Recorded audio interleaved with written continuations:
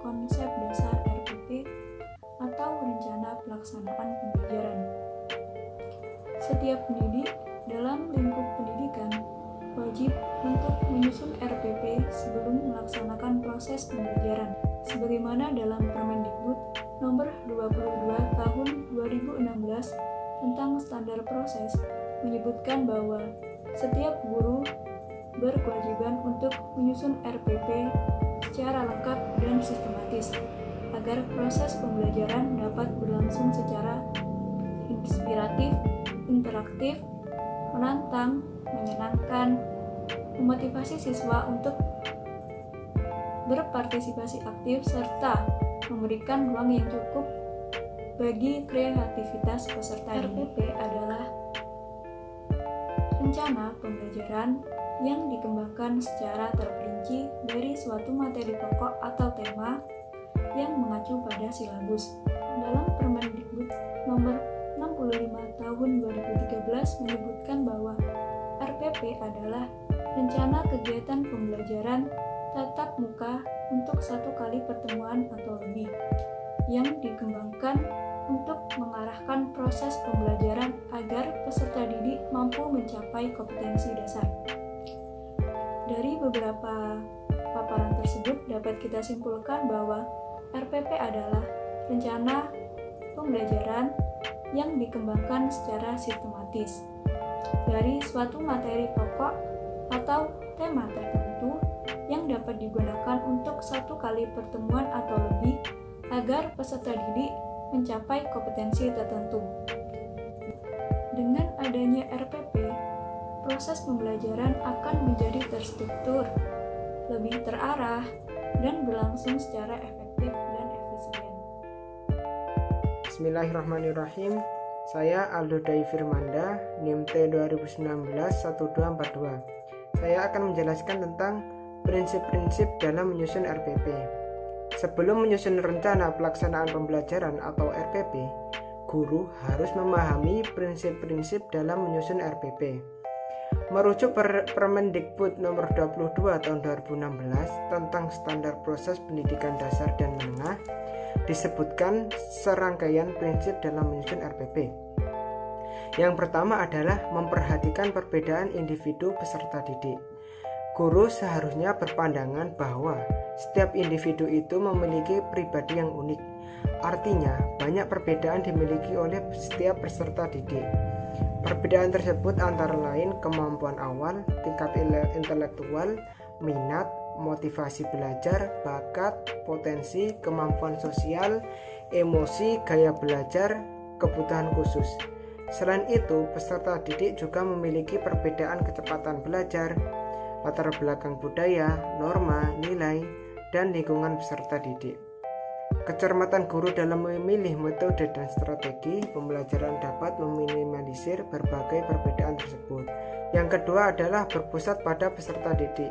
Guru yang menerapkan pembelajaran berpusat pada peserta didik pasti memperlakukan siswanya selayaknya subjek didik atau pembelajar bukan objek. Ditinjau dari sudut pandang peserta didik, guru bukanlah sebagai seorang instruktur awam, komandan, atau birokrat.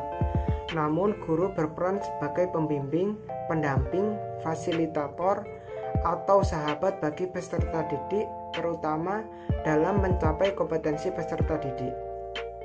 Dengan demikian, guru harus mampu merancang proses pembelajaran yang dapat mendorong motivasi, menumbuhkan minat, dan kreativitas peserta didik.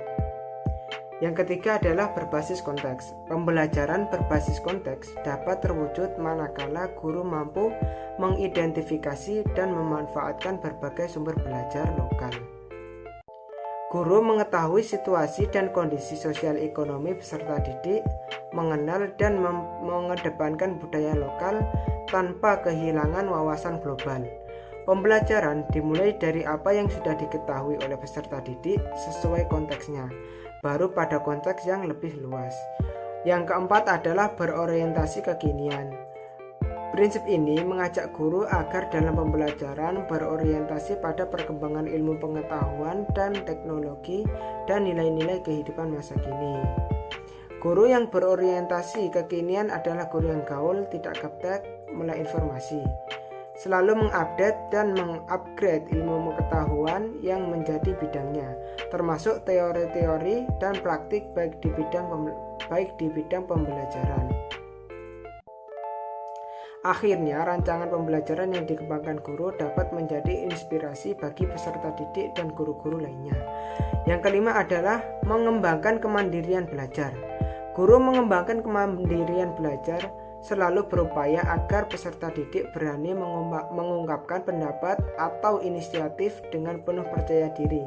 Selain itu, guru juga selalu mendorong keberanian siswa untuk menentukan tujuan-tujuan belajar dan mengeksplorasi hal-hal yang ingin diketahui, serta memanfaatkan berbagai sumber belajar dan mampu menjalin kerjasama berkolaborasi dengan siapapun. Yang ketujuh, memiliki keterkaitan dan keterpaduan antar kompetensi dan antar muatan. Dalam menyusun RPP juga memperhatikan keterkaitan dan keterpaduan antara KI, KD, indikator pencapaian kompetensi, dan tujuan pembelajaran.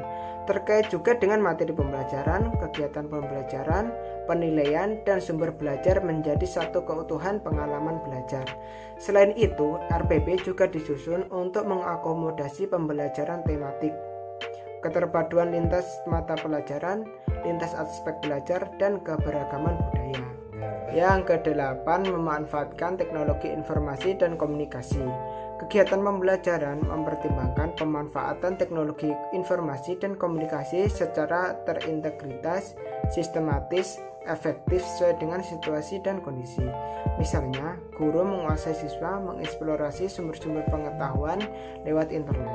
Maka guru harus bisa menunjukkan alamat situs-situs web yang mengarah pada sumber yang jelas dan benar.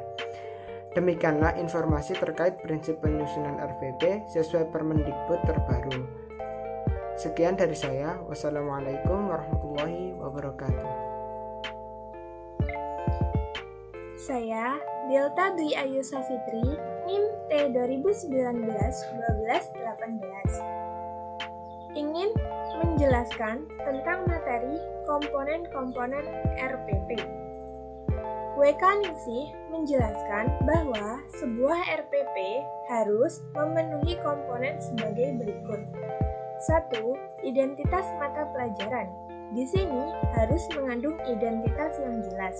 Yang kedua, standar kompetensi. Harus sesuai dengan kurikulum yang ada. Yang ketiga, kompetensi dasar.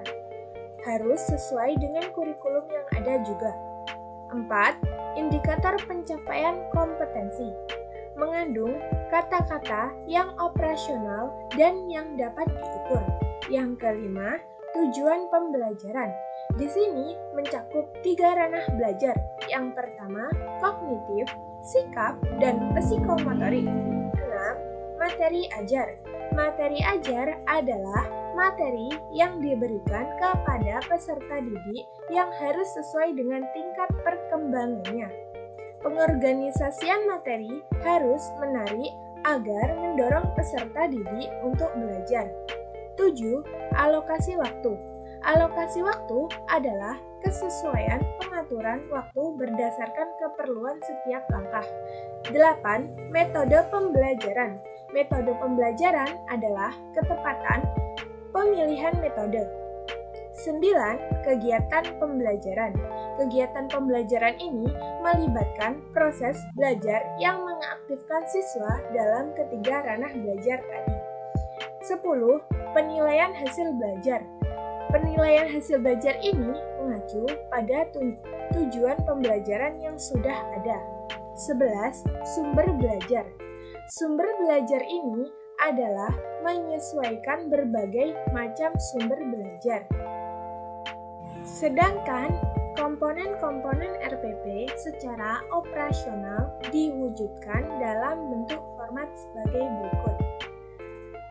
Rencana pelaksanaan pembelajaran atau RPP dibuat 1 kali dalam 1 pembelajaran. Berisi tentang sekolah di mana kita mengajar, kelas atau semester, tema, subtema, pembelajaran keberapa. dan alokasi waktu. A. Kompetensi inti atau KI. Ini disesuaikan pada kurikulum yang ada. B. Kompetensi dasar. Kompetensi dasar ini berisi 1. KD pada KI 1, 2. KD pada KI 2, 3. KD pada KI 3, 4. KD pada KI 4. KD pada KI 1 dan KD pada KI 2 dipilih dari pemetaan KD KI 1 dan KD KI 2 pada awal subtema disesuaikan dengan KD 3 dan KD 4. KD dan KI 3 dan KD pada KI 4 dicuplik pada pemetaan KD pada setiap pembelajaran. KD yang ada pada buku guru disesuaikan dengan KD pada Permendikbud nomor 57 tahun 2014. C. Indikator pencapaian kompetensi. Di sini ada 4 indikator, yaitu indikator KD pada KI 1, 2. Indikator KD pada KI 2, 3. Indikator KD pada KI 3, 4. Indikator KD pada KI 4. Guru boleh dengan konteks lokal, sedangkan indikator KD pada KI 1 dan KD pada KI 2 dikembangkan sendiri oleh guru dalam bentuk perilaku umum yang bermuat nilai dan sikap yang gejalanya dapat diamati. Indikator KD pada KI 3 dan KD pada KI 4 dicuplik dari buku guru atau bisa diubah dan disesuaikan atau dikembangkan oleh guru. D. Tujuan pembelajaran. Tujuan pembelajaran ini ditambahkan pada komponen RPP tematik terpadu karena berfungsi untuk memandu guru dalam mengaitkan berbagai konsep muatan mata pelajaran melalui berbagai aktivitas pembelajaran. Tujuan pembelajaran memuat proses dan hasil pembelajaran. Tujuan pembelajaran diupayakan memuat audiens, yaitu siswa, behavior atau kemampuan yang akan dicapai, kondisi atau aktivitas yang akan dilakukan, degree atau tingkat atau perilaku yang diharapkan dari siswa. E adalah materi pembelajaran. Materi pembelajaran dapat berasal dari buku siswa atau buku sumber.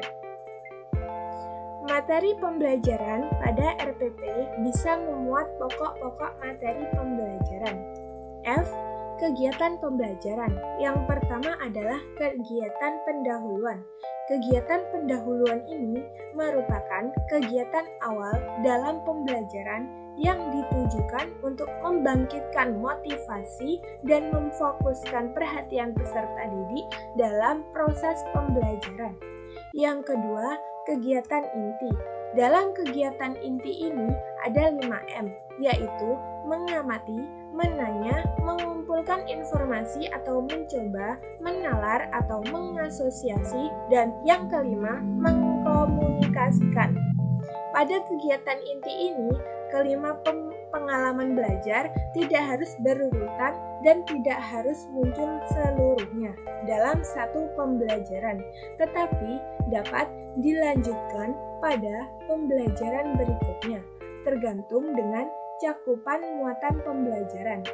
Setiap langkah pembelajaran dapat menggunakan berbagai metode ini dan teknik pembelajaran. Yang ketiga adalah kegiatan penutup. Pada kegiatan penutup ini merupakan kegiatan akhir yang ada pada pembelajaran yang dapat berupa membuat rangkuman atau simpulan, melakukan refleksi, melakukan penilaian atau perencanaan tindak lanjut pembelajaran. G. Penilaian pembelajaran remedial atau pengayaan. Yang pertama, teknik penilaian. Yang kedua, instrumen penilaian. Yang ketiga, pembelajaran remedial atau pengayaan pembelajaran. H. Media atau alat, bahan, dan sumber belajar. Berisi tentang Yang pertama, media atau alat. Yang kedua, bahan. Yang ketiga, sumber belajar. Komponen RPP tersebut bersifat minimal. Artinya, setiap satuan pendidikan diberikan peluang untuk menambah komponen lain, selama komponen tersebut memberikan kemudahan dalam pelaksanaan pembelajaran. Perkenalkan, nama saya Yolanda Bella Yuniar, NIM T 2019-1206. Di sini saya akan menjelaskan tentang langkah-langkah pembuatan RPP. RPP itu apa? RPP itu adalah rencana pelaksanaan pembelajaran. Dalam penyusunan RPP ini, minimal harus ada identitas RPP. Yang kedua, tujuan pembelajaran. Yang ketiga, materi pembelajaran. Yang keempat, metode pembelajaran. Yang kelima, langkah-langkah kegiatan pembelajaran.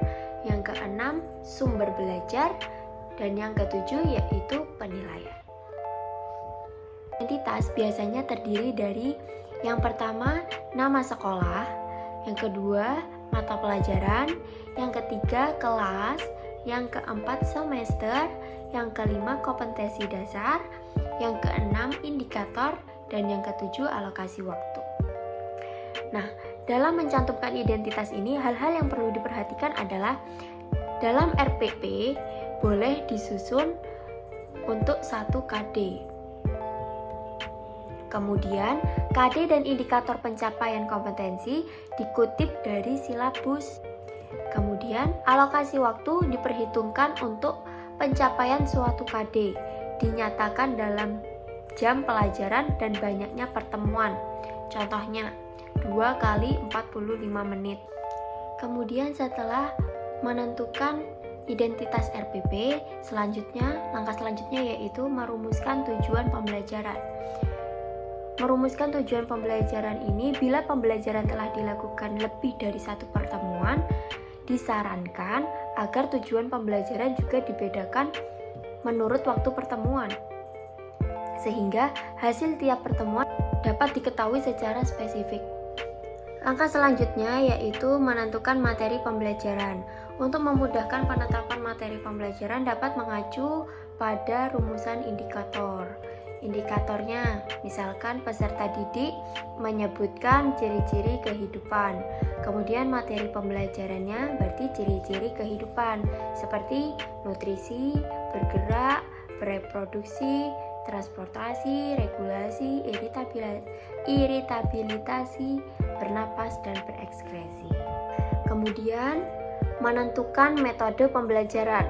Metode dapat diartikan benar-benar sebagai metode, tetapi dapat juga diartikan sebagai model atau pendekatan pembelajaran, tergantung pada karakteristik pendekatan atau strategi yang dipilih. Langkah selanjutnya yaitu menentukan kegiatan pembelajaran. Nah, dalam pelaksanaan pembelajaran harus mengacu kepada Permendikbud nomor 65 tahun 2013 tentang standar proses pendidikan dasar dan menengah. Dibagi menjadi 3, yaitu pendahuluan, inti, dan penutup. Langkah-langkah minimal yang harus dipenuhi pada setiap kegiatan pembelajaran adalah sebagai berikut. Yang pertama, dalam kegiatan pendahuluan terdapat orientasi, apersepsi, memberi motivasi belajar kepada siswa, dan pemberian acuan, biasanya berkaitan dengan kajian ilmu yang akan dipelajari. Kemudian, kegiatan inti. Dalam kegiatan inti merupakan proses pembelajaran untuk mencapai kompetensi dasar yang dilakukan secara interaktif, inspiratif, menyenangkan, menantang, memotivasi peserta didik untuk berpartisipasi aktif, serta memberikan ruang yang cukup bagi prakasa, kreativitas, dan kemandirian sesuai dengan bakat minat dan perkembangan fisik serta psikologi peserta didik. Kemudian dalam kegiatan penutup, guru mengarahkan peserta didik untuk membuat rangkuman atau simpulan. Guru memeriksa hasil belajar peserta didik. Kemudian memberikan arahan tindak lanjut pembelajaran. Kemudian menginformasikan rencana kegiatan pembelajaran untuk pertemuan berikutnya. Kemudian langkah selanjutnya memilih sumber